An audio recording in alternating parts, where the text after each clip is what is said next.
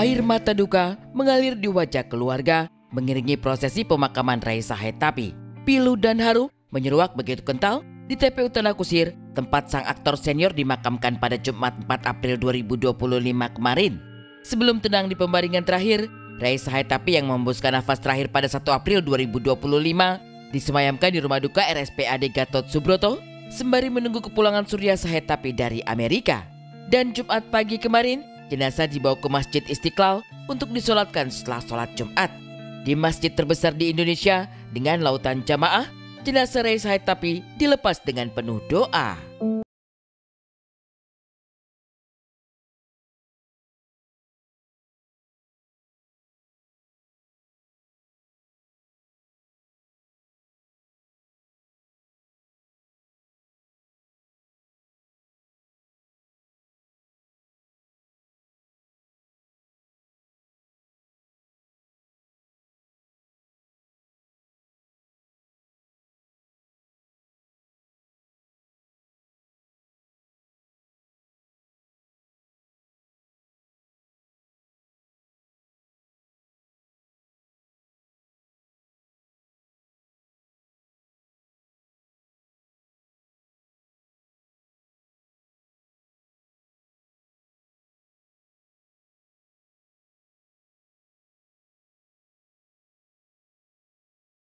Almarhum tenang di pangkuan Allah Subhanahu wa Ta'ala.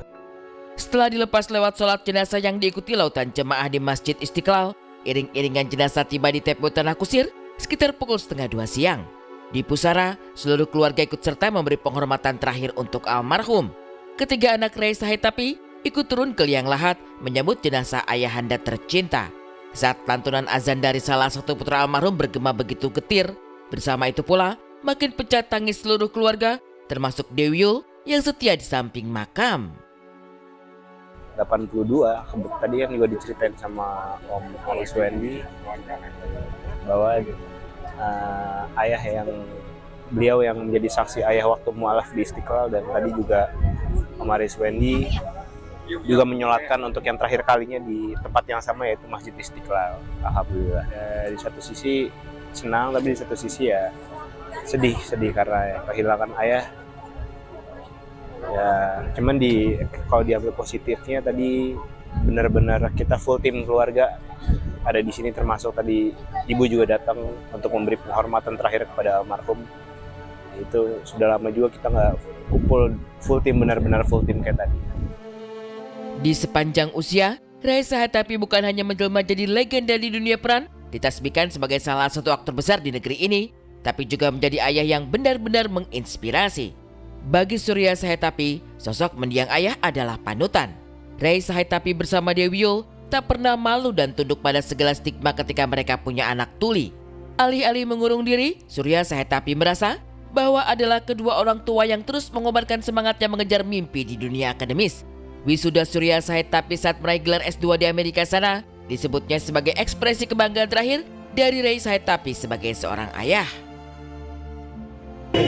Wisuda ini ekspresi kebanggaan ayah terakhir, karena setelah wisuda itu selanjutnya sempat kena stroke. Jadi komunikasinya Bapak Ibu kakak adik intensif sebelum kena stroke. Jadi lewat juru bahasa isyarat, WhatsApp, teman-teman dulu ya. dan sebagainya. Sebentar teman-teman dari cucu pertama almarhum, dari teman Ramiza belum sempat tadi, cerita saya terkait persilahkan pengalaman jadi dosen untuk bersuah foto. Selanjutnya untuk dokter-dokter yang dulu di rumah Oka atau di rumah almarhum. Rencananya mau lanjut S3, ingin menunjukkan bahwa tuli itu bisa berkarir di dunia akademis. Jadi kesempatan untuk teman-teman tuli jadi lebih lebar, jadi suri teladan juga buat teman-teman tuli di Indonesia seperti apa. Di dunia peran, Raisa Haetapi bukan sekedar aktor besar. Ia benar-benar menginspirasi, bahkan memperjuangkan hak teman-teman tuli untuk bisa berkarya seperti kebanyakan orang lainnya. Almarhum adalah pendiri teater 7, panggung untuk para teman tuli bisa mengekspresikan diri dan berkarya. Inilah warisan yang ingin terus dijaga oleh Surya Haetapi, juga legasi mulia yang akan terus terkenang sepanjang masa. Ayah punya mimpi, punya tempat bioskop atau tempat teater yang khusus untuk tuli tapi ditonton secara umum. Jadi rencananya mungkin seperti itu. Bang itu dia sebagai pelatih acting untuk kawan-kawan Tuna Netra juga. Yang emang itu semua orang udah tahu bahwa perjuangan dia di situ berjalan udah berapa tahun. Banyak melahirkan aktor-aktor juga. Dia ada Nobar sama Tuna Rungu itu. Bang Ray pasti ada di situ. Dari keluarga hingga teman-teman di dunia hiburan mengenang almarhum Ray Sahetapy sebagai sosok bersahaja, tak jumawa dengan kebesaran nama. Bagaimana ia menjelma jadi teman ngobrol yang begitu hangat, menjadi sosok jahil tapi baik hati juga penuh humor, adalah sepenggal kenangan yang akan abadi di hati para sahabat melepas kepulangan Ray Sahetapy ke pangkuan Tuhan. Pasca Putra Sahetapy, putra dari Rama Putra Sahetapy. Momen yang hangat, kalau ngobrol itu nggak pernah ada putus. Dan selamat datang dan terima kasih untuk Ibu Dewi Abdullah yang telah hadir di pemakaman almarhum Bapak Ferenc Sahetapy di Diperkuat. Aktor yang saya anggap salah satu yang terbesar.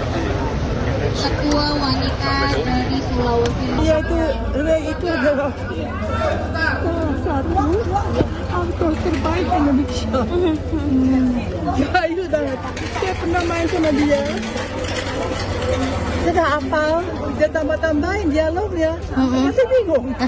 Ray jangan gitu dong, Ray kita apa? Gak apa kan dia bagus, dia lengkap rasanya. Akhirnya dia ngomong sendiri, terus saya masuk, baru dilanjutin sama dia. Pokoknya dia kayak lama tuh, tapi dia aktor yang terbaik dan orangnya baik banget, walaupun nakal tapi baik. Dan Ray ini sangat humoris, semuanya dilakukan dengan ringan dan ikhlas saja. Jadi saya pikir ini salah satu, dia harus dinilai sebagai salah satu aktor besar di Indonesia ini. Ya pemirsa, kita juga sama-sama tadi melihat ya bagaimana keadaan pemakaman Ray Sahetapy di TPU Tanah Kusir. Terlihat banyak sekali kerabat, sahabat, sesama pekerja seni dan juga keluarga yang datang untuk memberikan penghormatan terakhir kepada beliau. Betul sekali, dan tadi kita juga mendengarkan bagaimana kesan-kesan apa yang diberikan oleh para sahabat juga gitu tentang Ray Sahetapy. Selama hidupnya juga beliau memang terkenal dengan jiwa yang sangat baik sekali gitu ya. Apalagi kamu juga sempat bekerja sama dengan beliau juga ya. Dan kita juga melihat bagaimana beliau ingin sekali membuat mereka yang berkebutuhan khusus untuk dapat mencicipi dunia teater, sehingga dedikasi yang beliau begitu tinggi sampai membuat bersama putranya sebuah teater 7.